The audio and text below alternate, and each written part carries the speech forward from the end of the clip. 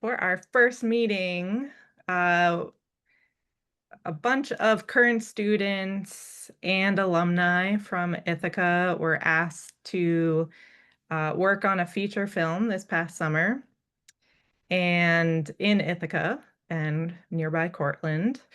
And we had a lot of learning experiences on this project. So we thought it would be a really good first meeting to kind of talk about what we did over the summer together as kind of like the post team that was on this project and how people who are in post-production can find work in production so that when you're in these situations that say strikes are happening and you have to kind of like be flexible what department you work in, you can start off in production as a post person and then head into post and follow that kind of pattern if you would like to.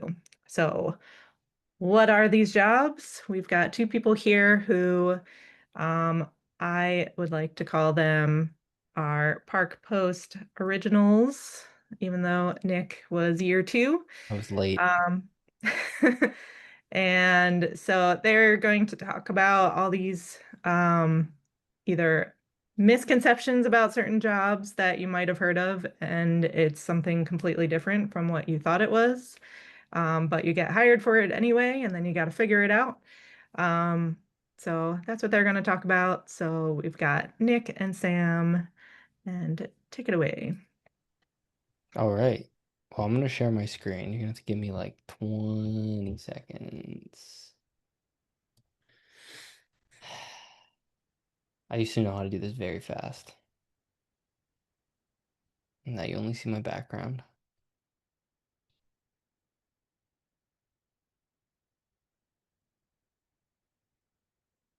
It's actually the night sky that the Hubble telescope took on my birthday, if anyone was wondering. Anyway. Um, cool. Hey everybody. So we're gonna talk about stuff that you could do that's technically post-production on set. We'll start with some intros. So I'm Nick. I graduated in 2020. Basically knew when I went to school, knew I wanted to do post, but I had no idea what that meant really. Um, until now, I've been a producer and an editor for like the past 5-ish years, and then I do some stuff on set as well. And then Sam. Yeah, so hi guys, my name is Sam. So I was class of 18 and I didn't really fully know exactly what I wanted to do when I got to Ithaca. I knew that I wanted to do something that was either editing or cinematography or something in that realm, but it wasn't until I really found out that color was an actual profession and that you can just focus on that. And once I learned that that was a thing, that sort of ended my search. And I've been sticking to that pretty much ever since. Um, and once graduating, I started my professional career at Harbor Picture Company in New York, which is one of the big post-production houses. And I started doing dailies there. And I was doing dailies for about a year and a half at Harbor. And worked on a wide variety of projects, features, episodics, commercials, documentaries, everything basically. And then I switched to work more on the finishing side of long form color. And so I was doing that for up until last year. And over the last year or so, I've been just freelancing. So that's just a quick background of my background. All right, and you might be wondering what the hell are these things underneath their names? Well, this was our roles on the feature that Shayna was talking about, which we'll talk about, excuse me, right now. Oh, too fast. So we worked on this film, and these are all approved by the press release, so I'm not breaking any NDA. It was an indie, mostly shot in Ithaca and Cortland. What was it, like end of July through the end of August. It had a good mix of students and professionals. I want to say it was probably like 50-50, but it was more like 40% professionals, 60% students. I don't know if anyone from that is here right now besides Sam. Oh, Nina's here. What's up, Nina? Um, so yeah, we did that for a month. And we're going to talk about what we did. So first we're going to talk about roles that exist on set, why they're different, and kind of like what you need to do said roles. The three that we're going to cover today, and there's a couple more like VFX related that I'm not going to go into, but the primary three we're going to talk about is DIT, which stands for Digital Imaging Technician, Dailies, and your media manager, or sometimes called a loader. They're typically interchangeable. The word loader was more common when people were shooting on film and they would have to like literally load the film from the mag into a bag and then deliver it to the studio to process the film, but we don't have to do that if you're shooting all digital. And we're going to get into all these right now. So DIT, their primary responsibility is to live monitor color on set. So they usually have a cart, which I'll show you next. They usually have monitors and they're set up right next to the camera. They're part of camera department, and it's basically so the DP or the director, sometimes even the producer, can like ask questions as they're shooting to make sure that their camera's kind of like getting all the information that they want to get in terms of color. They'll also catch like sync issues with time code, dead pixels, dirt on the lens, anything that you could catch before you get into post and before you move on from the shot, so that if you need to reshoot something or need to relight something in the moment, you can right then and there. Part of that live colors, they can also do temporary color grades to show like this is what they want it to look like. Can we make it look like that, or do we have to shoot it a different way?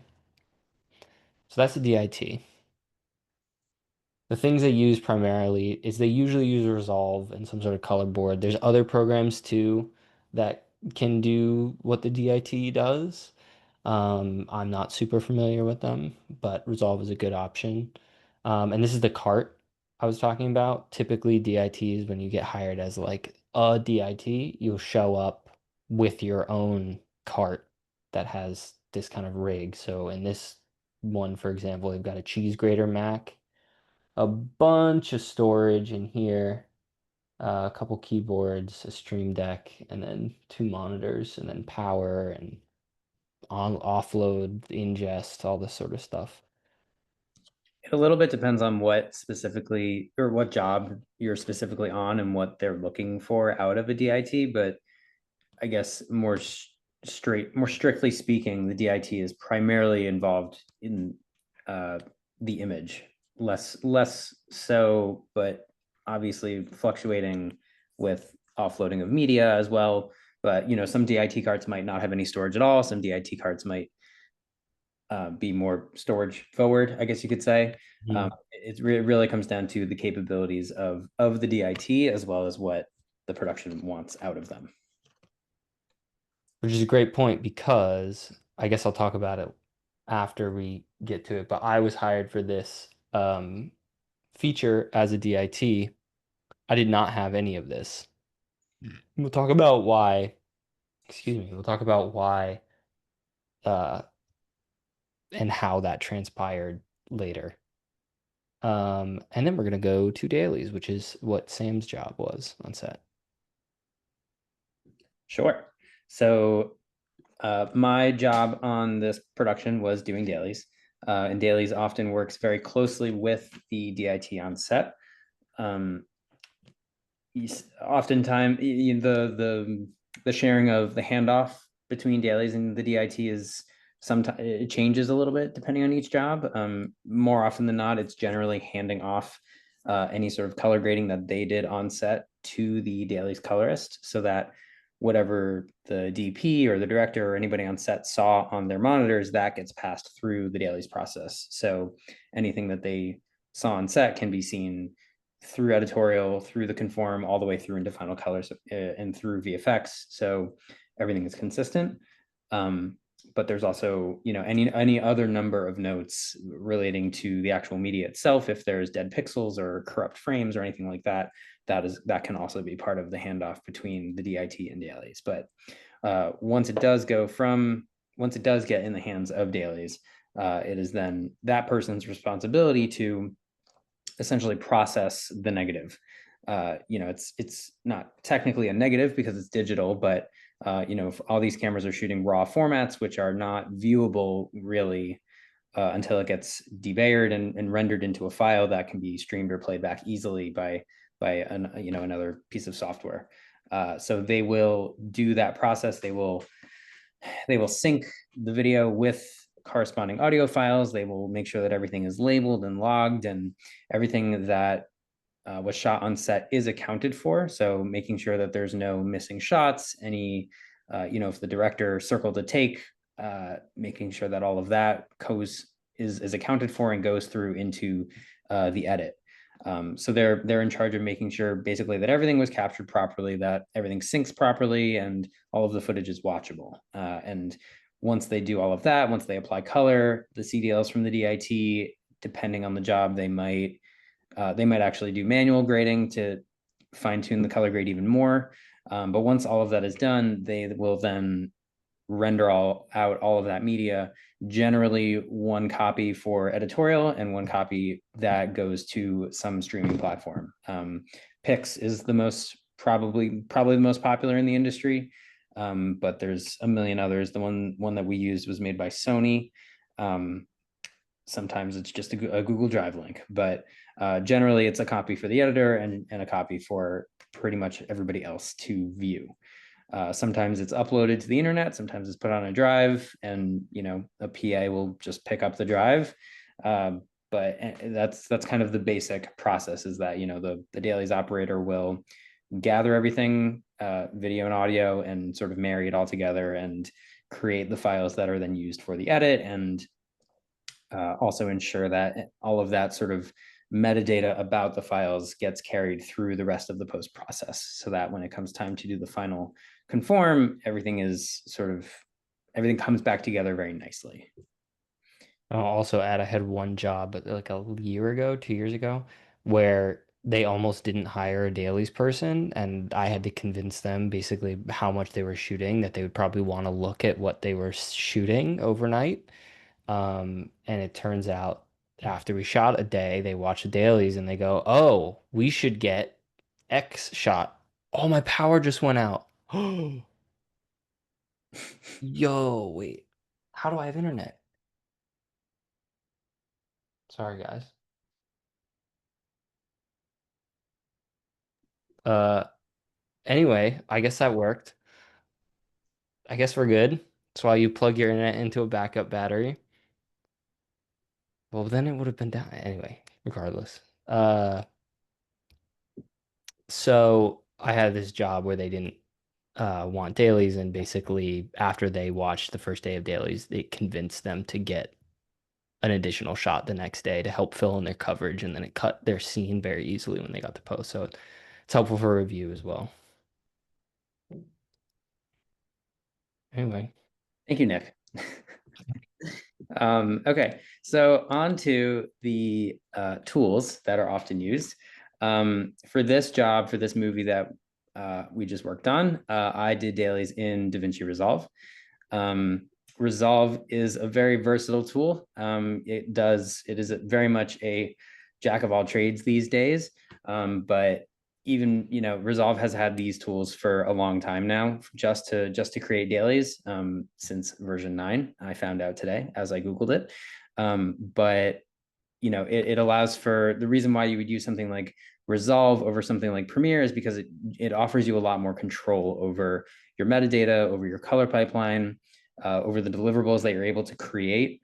And it just allows for a lot more flexibility in terms of what you're creating, because no two jobs are exactly the same. It's pretty rare that you'll just need to render out an entire string out of your footage and be done.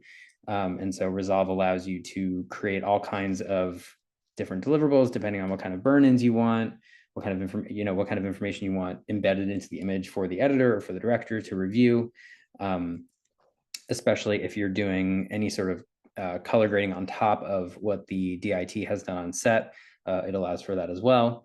And so it's just, it allows you to do a lot more than other nonlinear editors in the process of creating dailies. So that was Resolve. That was the tool of choice. It also works out well. It's not required, but it's a little bit convenient that I'm also going to be doing Final Color for this movie, and so it's a little bit helpful using the same tool for the dailies process as well as the Final Color. But that's just kind of a bonus. That's not required for any sort of dailies process. Thank you, Nick. So then comparing it to other tools, Resolve is a jack of all trades for sure, but there are certainly platforms out there that are just created for dailies. The one that I used primarily while I was at Harbor was Colorfront's Onset Dailies, which is an incredibly powerful platform, and it works very, very well. If I had a choice of what to do dailies in, I would probably choose that. But Filmlight, which is Resolve's kind of direct competitor, they have their own platform called Daylight. All of these tools basically just allow you to work a lot more quickly and give you a lot more control over all of the various aspects of your dailies, whether that is precisely exactly which burn-ins, where they're placed, how long they're on screen. There's various QC tools, and they'll do things like creating PDFs. They allow a lot more flexibility over framing for all the various formats that you might have on a job, because every camera format has different resolutions, different debayer settings.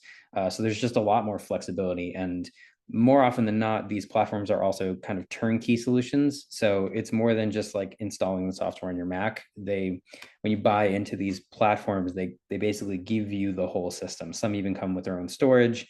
And so Colorfront specifically, I know, is really, really powerful in that the whole system allows you to generate all of your deliverables at once. So for example, if you need to create editorial media, you need to create media for the web for streaming, and you also need to create kind of a string out of every shot that was shot that day. You can create all three of those things simultaneously, as opposed to needing to manually create one render, sending it out, and then waiting for those renders to queue or basically go in order. You're able to kind of create everything at once. So the whole thing is just geared around churning through as much media as possible and making the dailies operator and colorist's life that much easier. Whereas a tool like Resolve can do everything very well, but it's not necessarily designed for speed the way a dedicated dailies platform is. But these platforms are also very, very expensive. So Resolve is also the much more economical choice. It is free. It is free, although if you're doing what, UHD? Yeah, that's kind of the big thing. But yeah, it's very good for very little money. Yeah, I think you can go to the next one. Yeah, okay. So I just grabbed a few screenshots of what my dailies project in Resolve looked like, just so you guys can see sort of the actual nitty gritty of what we were working with for each day of shooting. So this is a shot of the media pool in Resolve for one of the days of shooting. And you can see the bin layout is actually pretty simple. It's pretty much just a bin for audio and a bin for video. And you tell Resolve to sync everything by time code. And so it will look at the time code of each audio track and the time code of each video track, and where it sees a match, it will put them together. This is assuming that the time code is correct. Very often, and depending on whatever gear and other technical things are going on set, sometimes the time code can drift and become inaccurate. And so your time code sync is then useless. So a lot of the times you'll have to do a manual sync, or you'll have Resolve try to sync based on audio waveform if the camera also captured audio. In the instance of this movie, thankfully, the camera also captured audio. So there were definitely some days where that kind of saved my butt, because I basically told Resolve to look at the waveforms and just line everything up based on that. But there were also days when, the mic or the actors were way far away from the camera, and the camera did not pick up what needed to be synced. And so there was a lot of manual syncing to be done as well. But this media pool view shows, all the takes, as well as the corresponding audio file, as well as the scene intake, any sort of comments that came from myself or the script supervisor. You can see, I don't know if you can see on the stream here, but the one comment here said that sound rolled after the slate. So basically the audio file for this shot doesn't have the slate clap in it. So that's going to require a manual sync to kind of line it up as best as possible. And you kind of caveat to the editor that the sync might not be absolutely perfect, but you kind of did the best you could. And so this is kind of where all of that happens, where you just sort of label everything and make sure everything is labeled, any notes are added and things like that. And then moving up to the top half of the screen, basically, you can see this is where the actual image is, and you can see the waveforms that were supplied from the sound mixer from set, as well as in the bottom right, you can see the information about the clips that we are working on. So this is where you'd actually do the manual lining up of the audio with the picture. The frame that you're seeing in this shot, the slate on this very frame is the first frame where the slate clapper actually closes and meets the rest of the slate. And so that is the frame where you want the slate clap audio to actually begin. So you can see this green strip at the bottom above the playhead here. There's that spike in the waveform, and that is the spike in the audio where the slate was clapped. And it's kind of industry standard practice to sync your dailies to 1/4 frame.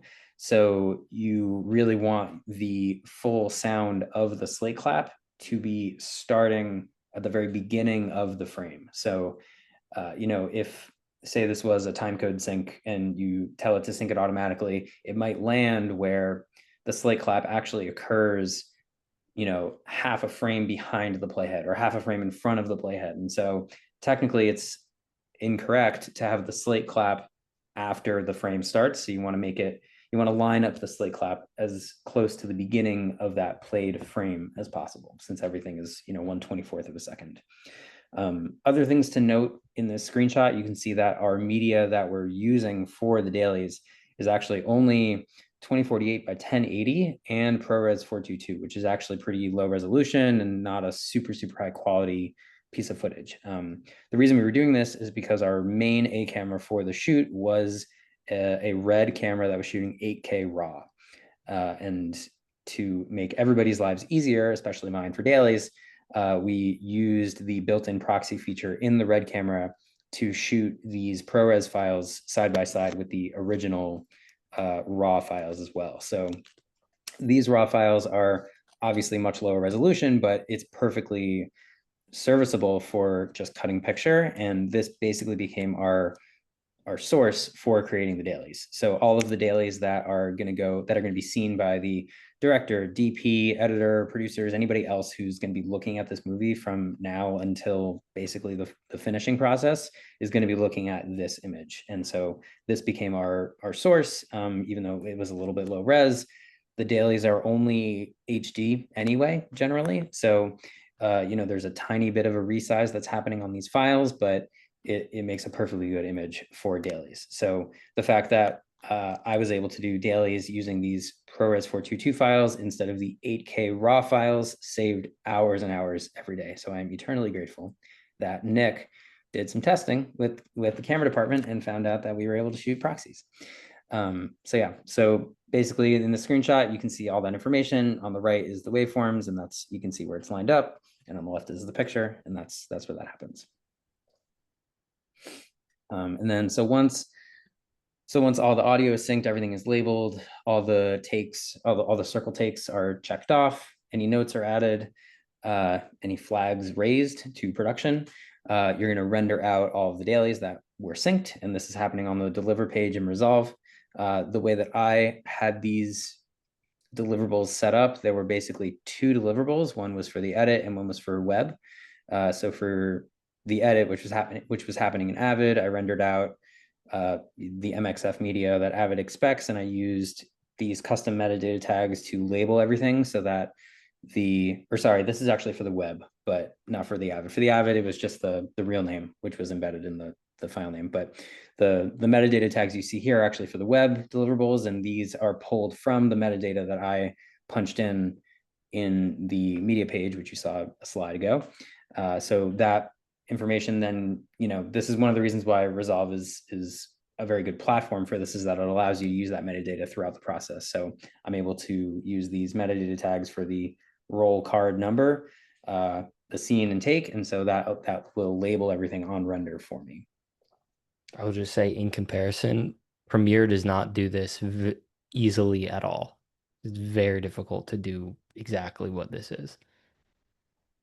Yeah. And so actually, if you go back, I can explain what that split preset was. If you look on the right screenshot, there's a third render preset called Dailies Avid Split. And that's because the sound equipment that we had on set, it was actually randomly splitting audio files mid-take. There wasn't any audio lost. It was just separating the audio into multiple files for one take, which was very inconvenient. And so that required, for each video take, there were, say, 3 audio takes, and that required then, you needed to splice the video for however many audio bits there were. So for one take, you might have like 3 clips, which is very frustrating. So I had created a separate deliverable preset so that those split takes rendered out properly and were labeled properly, so they didn't like overwrite each other or overwrite the original take or things like that. So we discovered that a few days into shooting, and yeah, that was flagged by the editor. So this was the render deliverable that was created to make it easier to render out any extra takes that had the weird split audio files. I didn't know that. And then another advantage of using Resolve, I think Premiere should do this too, but Resolve definitely has more flexibility, is the ability to do all of your color management. Because this Dailies job, I was not doing color for each individual take. I wasn't receiving CDLs or anything from Nick, the DIT. I kind of didn't have to worry too much about the color. So for all of these, for each day of shooting, on the project level, I basically just had everything set so that Resolve would do all the color management for me. And if you look at the proxy that comes out of the camera, it is a log image, but Resolve, the way I had Resolve set up so that it manages all of that color pipeline for me. So I had it set to receive the log image, convert it, and so that it spits out a Rec 709 image, and there's nothing else that I need to do on the actual color page in Resolve to make sure that the image looks good. And because there was no show LUT created for this job, I basically just didn't need to touch the color page at all, which is kind of nice. It made things definitely quicker. But every job is a little bit different. Some jobs have a show LUT, some don't. Some require grading, some don't. We just didn't have any show LUTs or anything for this. So I was able to just plug in Resolve's built-in color science and let it handle all of the color transformations for me. And that's it. Thanks, Sam. So, remember how I said I was hired as a DIT and didn't do an actual DIT job? This is what I actually did, which is a media manager bloater position.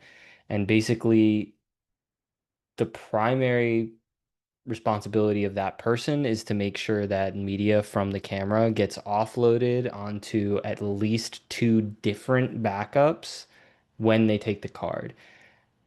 A lot of people say 3 because technically the card that you pull from the camera has the media on it, but that's only temporary until it gets wiped when they need a new card. Part of my job was also making sure that we had enough cards so that at least a day would pass before I would need to erase something. So basically, like if Sam caught something overnight and was like, oh, I'm missing X file from this day, from this scene, I can double check and make sure that it's not corrupted on the drives and that it's safe on the camera card before we erase it and move on. So that's the primary job, is to back up. The other one is to calculate file sizes and make sure that you're not going to run over on space. With this job in particular, we were in danger in the very beginning of running over what we had, so we had to go get additional drives to supplement that. In the end, we didn't actually go over the allotted amount, but I was doing calculations based on how much we had shot, how much we still had left to go, how many cameras we were shooting on. So at that point, I just made the game time decision of like went up to the producer and saying, "Hey, I think within a week we're going to start running low on space, so we need to think about getting more drives." And so we monitored it for a little and then ended up getting more. Another important thing for that calculation, how to actually do it, is most cameras, if not all cameras, will tell you how much shoot time they have on the card. So for the red we were using, shooting the red raw 8K plus the 422 proxies at the same time in the card gave us about 31 minutes of shoot time um, per camera card. Now that camera card itself was like 480 gigabytes per card. So my calculation was like if I swap, they're called mags, the camera cards. If we swap mags twice before lunch and twice after lunch, that's basically I've shot 2 terabytes the entire day. So 2 terabytes times how many days we have to shoot, which was 20, then you go 40 terabytes for the whole thing. That's just a rough estimation, but I was doing that while I was going. And then the other part of the job is tracking your metadata and file sizes and take numbers and all that stuff that Sam was also talking about, which I'll show you next. And those, at the end of the day, you grab the reports from the camera department, you grab the reports from the sound department, and you compile that. Usually send it out to, for this instance, we were using email, so I just sent out a big email twice a day with all the reports and file sizes and card number, real rolls that we went through. Um,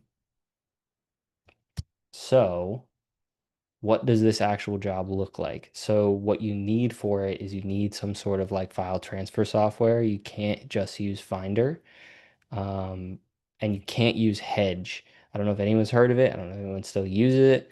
Do not use Hedge. I know it's very cheap and I know it's very free. It does not do a full checksum value, so just spend the money to get shot put, which is what I used for this production. Shot put is $60 for a 30-day rental. You can't buy it perpetually. If you buy perpetually, it's a $200 fee up front, and then every year you pay $100 to get um, updates.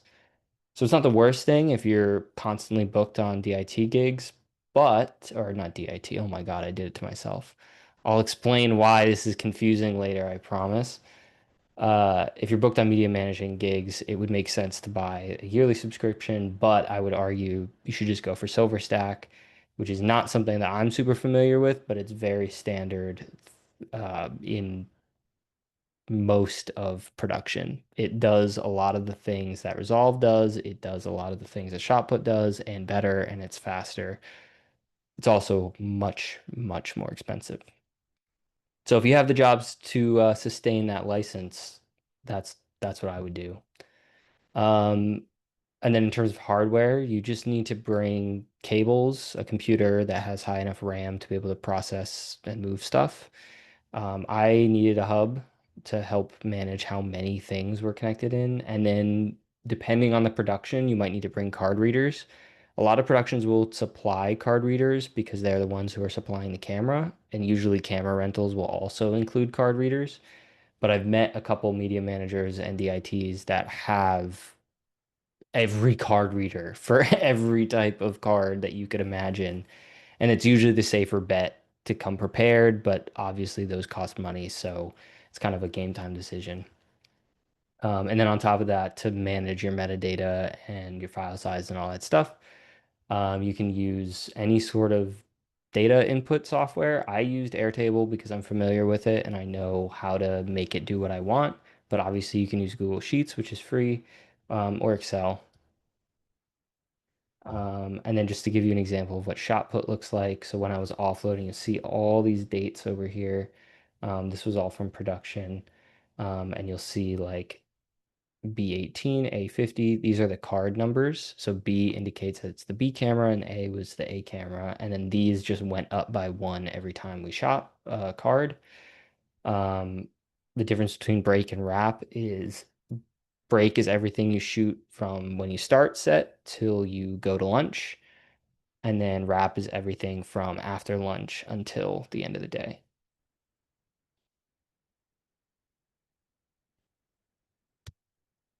Here is an example of my Airtable that I had. So I basically broke it down by footage and by card, and I was tracking on top of the file sizes and the resolution. I was also tracking stuff from the camera reports just to have it all in one place. So I was putting in lens data, I was putting in color temperature, shutter angle, all this good stuff along with a file name. Now, this is not super helpful until we get to VFX and we get to conform because you're going to need to know some of these specifics when you get there. But this was basically doing the calculation for me of how much data we shot so that at the end of the production, I don't have to go back and do all the math. I can just be like, oh, here's the number. Um, so that's that. Okay, and this is basically the setup I had on set, and I'll show you in a diagram next. This is from set. This is kind of the very, very basic flow chart of like what the media was doing at any given time. So I had a power cord that was connected to the hub, which was also powering my laptop. The hub was connected to a camera card and then two of our media drives. We also had shuttle drives that I would swap out occasionally to give Sam proxies. But basically, camera card goes in here. Computer talks to camera card, duplicates everything onto these two at the exact same time, and then the transfer software manually checks every byte of data from the camera card, hard drive A, and hard drive B to make sure they're all exactly the same. And if there's something that's wrong, it tells you. I only had a problem one time, and it's because I disconnected the power cord in the middle of a transfer by accident. But that's the benefit of getting a checksum software to do your transfers is you know for sure if something's wrong or if something has any mismatching file size. Nick, before you move on, can you answer Yeah. Avery's question that Oh my I God, I didn't see it. Hold on. uh basically what do you bring with you? What's in your kit? What do you make production purchase?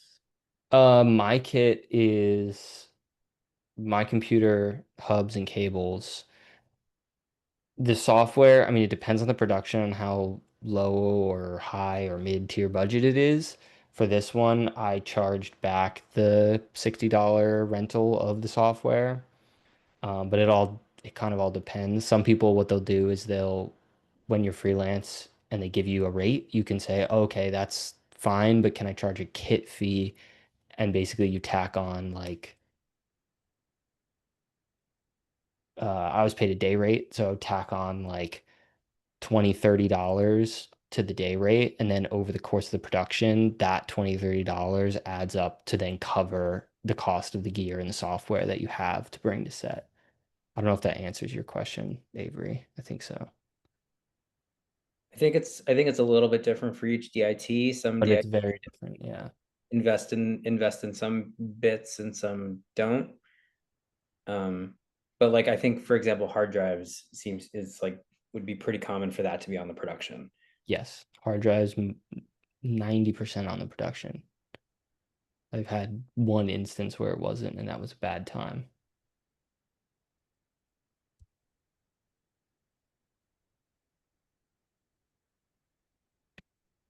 So hard drives. All of y'all who live upstate in and around Syracuse, Ithaca, should get your hard drives from Glyph. They're located in Cortland. You can go pick them up from there. They're very nice people, and their drives are very good. They don't break down. They don't overheat like SanDisk SSDs do. Just a warning. They're not owned by Western Digital, so that's another plus. Uh, and if you have any problems with it, they're close by. You don't have to like ship it very far to go get it fixed. You can literally drive down there and talk to them and they'll figure out your problem. They're not cheap, but they're not expensive. I think they do some like student discounts. So you'd have to check it out. Um, but they do a wide array of hard drives, they do solid state, they do RAIDs, they do solid state RAIDs, which can get up there in price, but they're very good drive solution if anyone's looking for it. Now we get to the big problem. A lot of DITs also can do the job of media manager and are hired to do so at the same time. So the problem is that for this production in particular, I was hired as DIT because there wasn't a full understanding of the role, the actual role of a DIT as it regards to imaging and color, but they really wanted a media manager. So that, I mean, and that comes from DITs can do a lot of that work, and it's very hard to distinguish that role because it changes per production all the time. I've also had jobs where I was the media manager and I was doing dailies at the exact same time, which was not fun, but I did it. It was not this role. Like if I had been doing Sam's role for this production, I would have slept for maybe 3 hours a day and then gotten up and go to work. Like to just sometimes it's not possible, but a lot of small jobs will combine that role.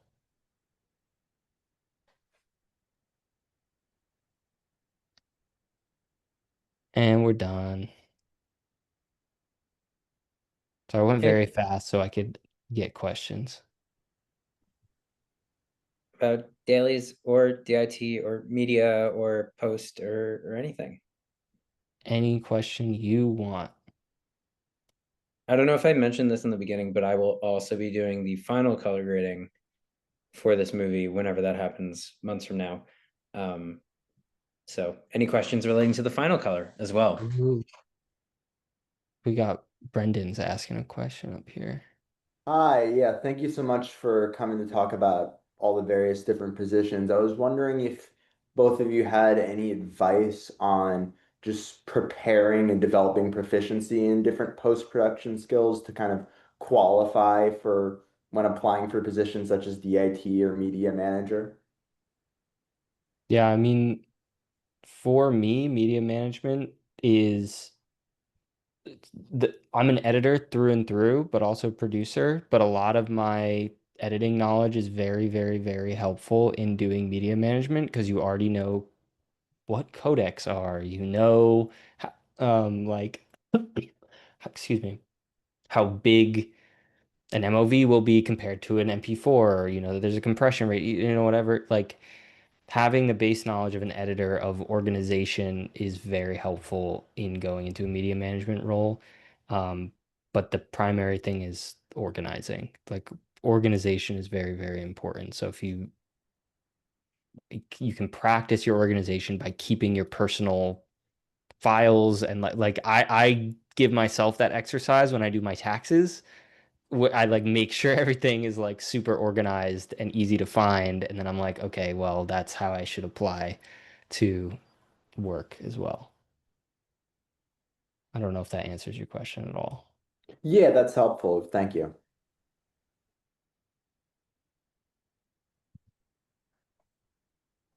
Yeah, I do my taxes in Airtable. Thanks, Shayna. Yeah, Jonah. Hi, I'm Jonah. I'm a student at IC. Thank you so much for breaking that down. That was really helpful. I just had a question with regards to your media management section when you were talking about putting specific things into the Excel sheet. And you had mentioned there are some things very specifically that are helpful when doing VFX. Could you just go over those a little bit more? Yeah, so a lot of that has to do with camera reports.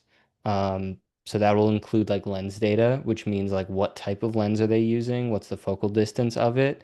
The distance from, I just said focal distance, but I'm going to say it again. The distance from the middle of the lens or like the sensor to the subject is very important when you're doing your visual effects. The height of the camera, the shutter speed, the color temperature, all that stuff is very important to write down so that when they go and do their visual effects, they have that knowledge to help try to sell the effect better to try to recreate those settings. if that makes sense.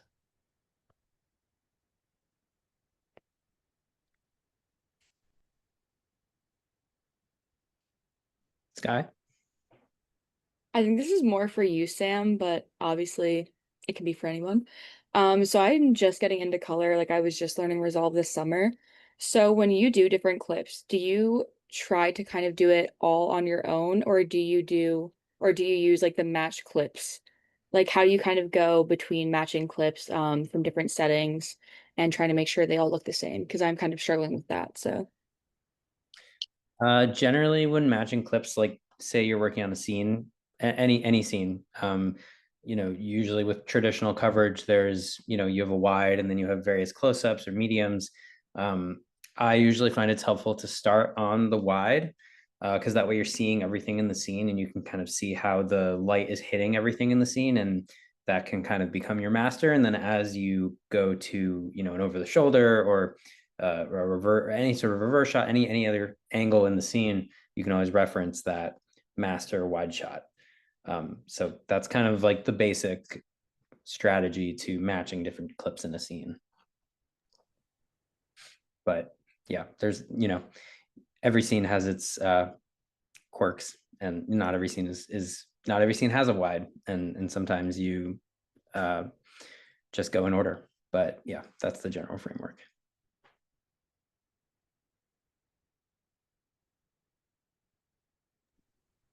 Any other questions for our presenters?